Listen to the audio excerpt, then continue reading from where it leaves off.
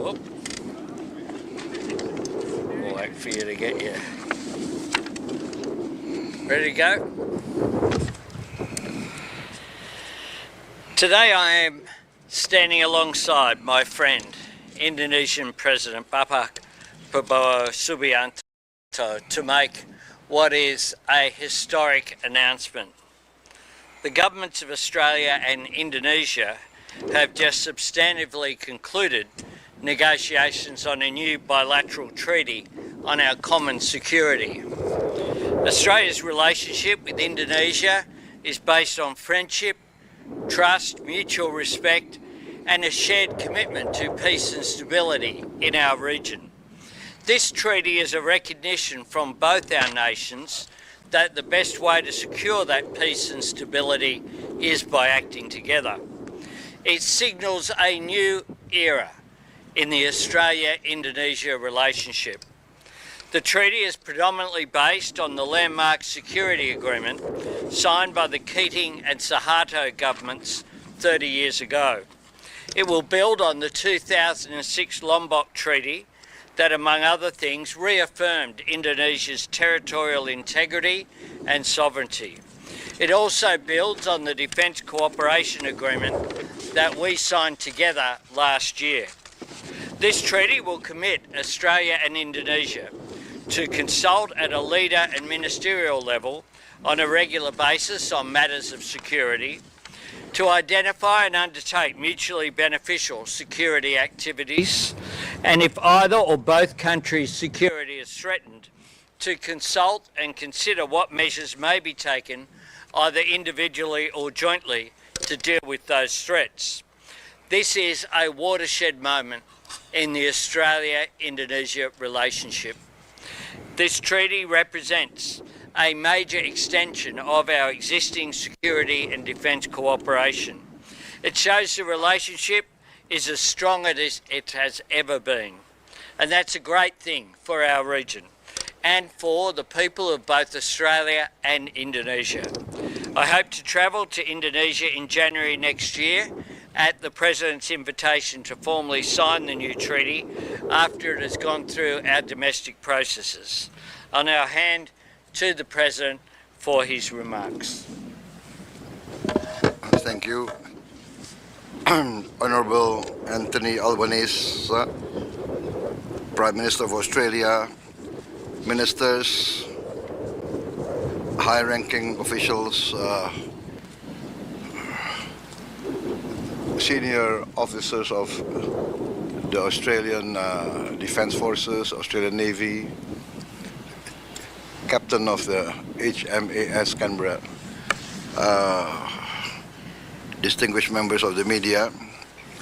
I would like to once again thank the government of Australia, the Prime Minister of Australia and his government for receiving me.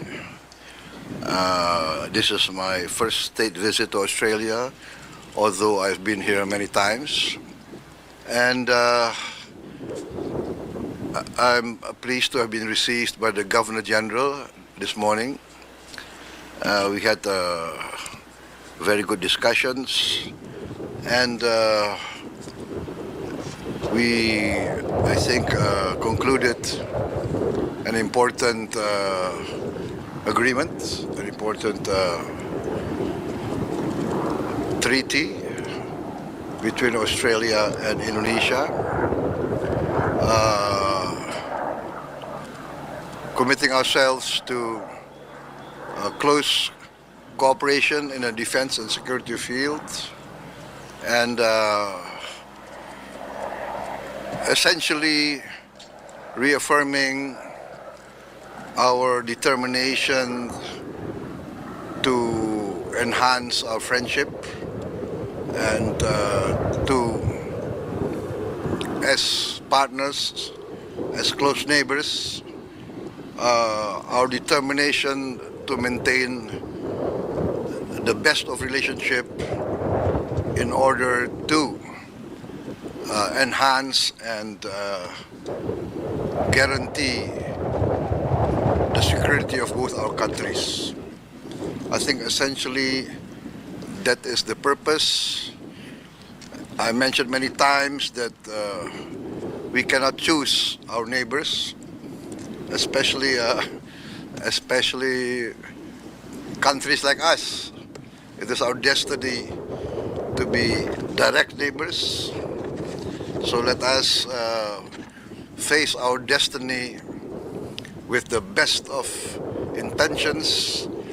I believe in the good neighbor policy. Good neighbors are essential. Good neighbors will help each other in times of difficulties. And in the Indonesian culture, we have a saying, when we face an emergency, it is our neighbor that will help us. Maybe our relatives will remain far away, but our neighbors are the closest, and only good neighbors will help each other. I think that concludes my remarks. I better not speak too much.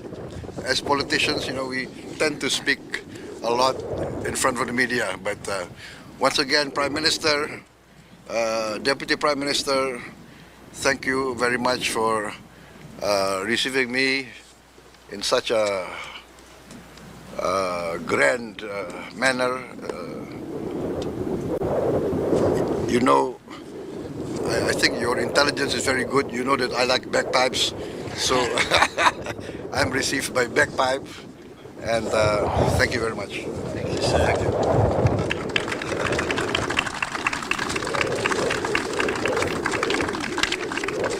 Can I thank the Chief of Navy and the Captain of the HMAS Canberra and all of the naval personnel who've welcomed us here and helped to organise this visit today. Thank you. Thank you.